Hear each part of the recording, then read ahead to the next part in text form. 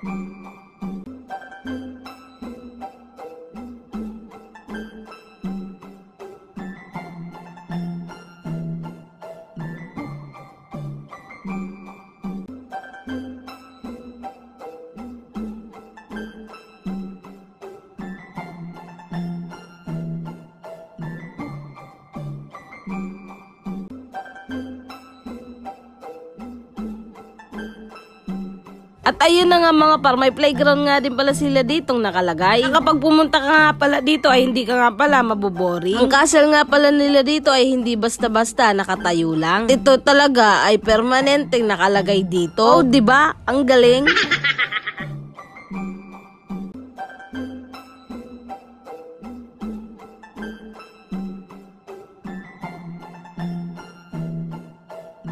Super enjoy nga rin pala ang mga bata, gawa nga ng nakakapaglaro-laro sila. At dahil nga palalim na ang gabi, picture-picture nga lang din pala kami at uwi na rin kami. At ito naman na akin dalawang pamangkin ay talaga naman parang aso at pusa na naman.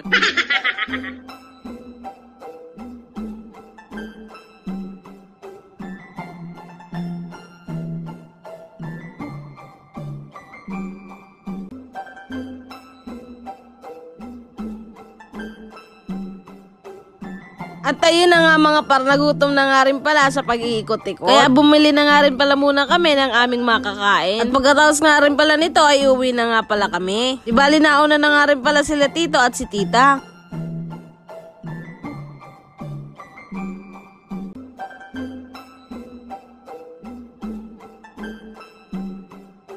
Yun lang, salamat sa panunod!